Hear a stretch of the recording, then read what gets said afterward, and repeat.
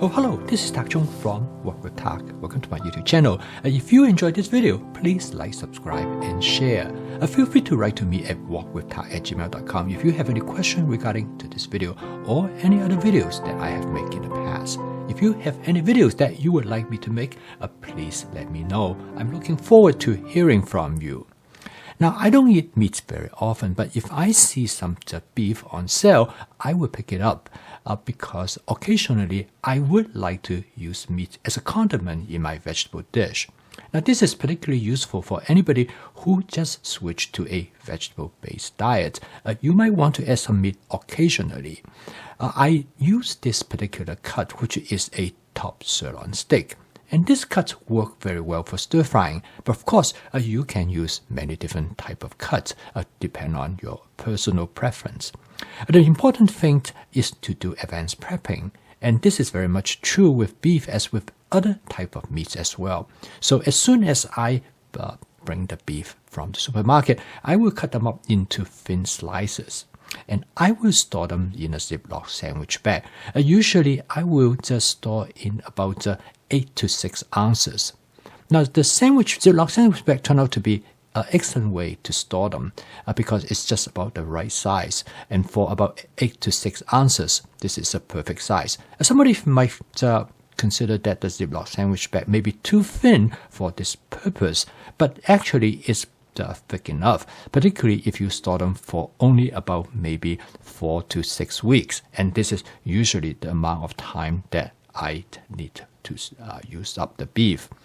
Now, after I store them into the Ziploc sandwich bag, I fill about 1/3 capacity. The reason is that I'm going to spread out the beef over the entire surface of the bag, and this will allow me to thaw them out much easier.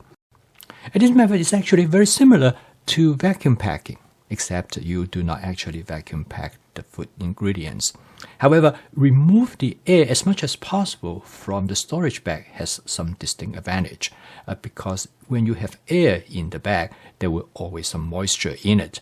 And if you have moisture, you're going to suffer from the freezer burn. And this way, by removing as much air, which will reduce the moisture in the bag, it will allow you to store the beef in the refrigerator longer. Now, pressing it out might take a little bit of effort, but it's well worthwhile because when you press it all the air and you make the beef in a single layer, it will allow you to thaw it out much faster because more surface area that you have been exposed to the water, you will allow the better heat transfer.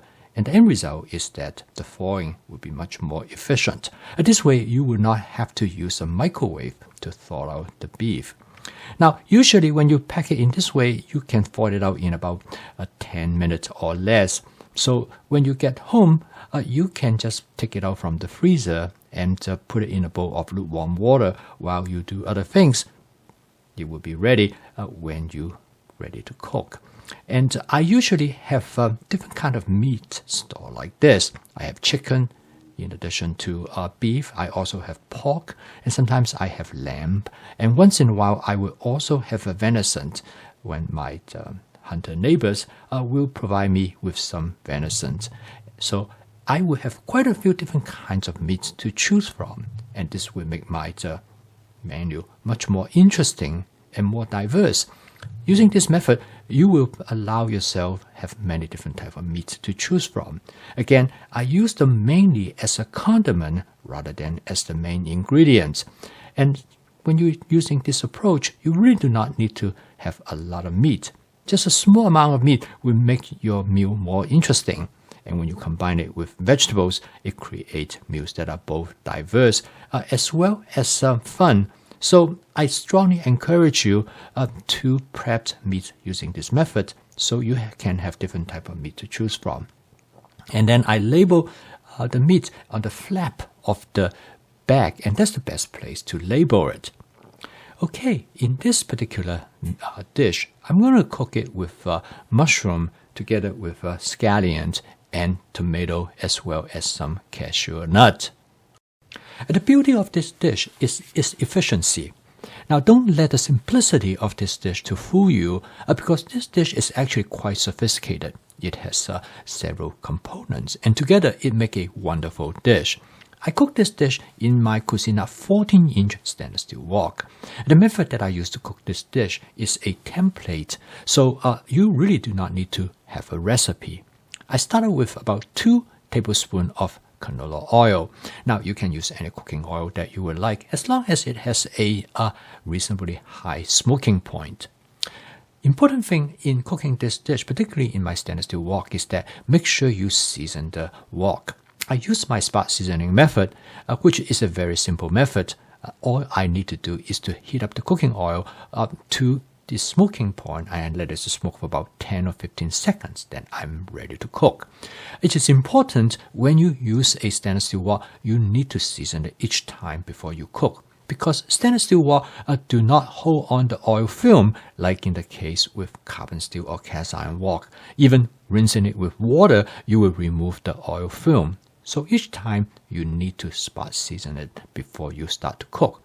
But it is a very simple procedure, and it will provide you with a non-stick cook surface.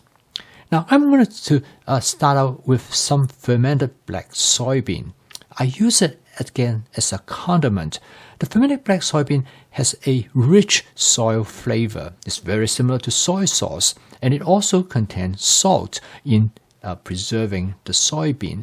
So not only it provides the nice umami flavor, it also serves as a source of salt. So in this case, the fermented black soybean in many ways is a substitution for using soy sauce. It will give you the same type of flavor as you would use soy sauce, but it's much richer, but not as salty. Now, I really enjoy this wok because it has a large flat surface area, which allow me to use it like a small frying pan.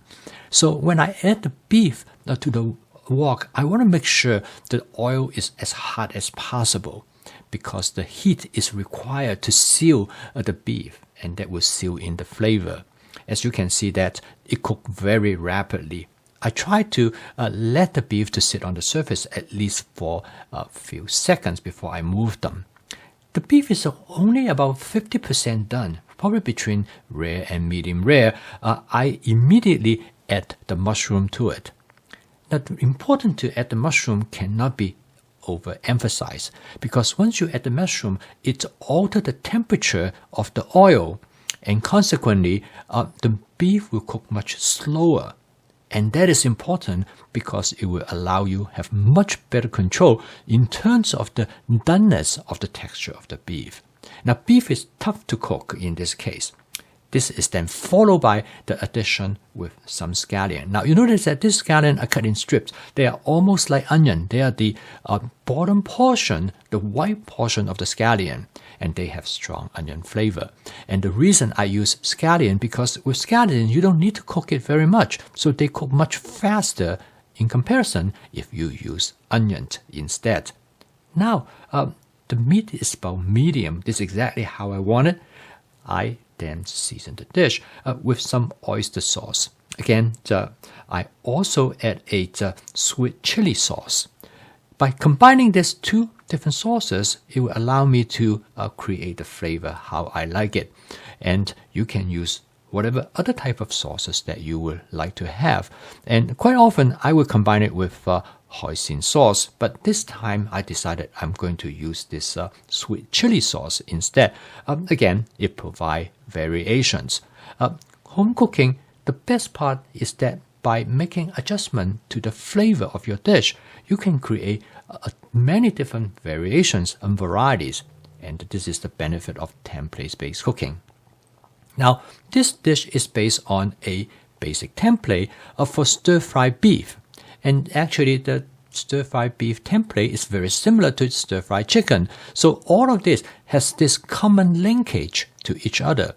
The end result is that by understanding the template, you can cook almost any type of dishes that you like. And this is truly the most significant aspect of the fast cooking system that will allow you to create many variations when you combine advanced prepping, template-based cooking, and flavor chasing. You have almost infinite capacity to create dishes of different varieties, and you can create dishes based on your personal preference or based on some other recipe that you might have found. And however, the important thing is that you do not have to follow strictly the recipe. Okay. The next part is that I garnish the dish with some fresh scallions as well as some cherry tomatoes. This will give the dish a nice fresh flavor. Again, it makes the dish more interesting.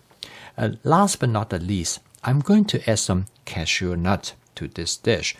I love cashew nut, and because the fact that I can make modification to the dish in any way that I want, this allow me to make these changes or allow me to add the cashew nut as according to how I like it. Of course, you can skip it if you don't like cashew nut.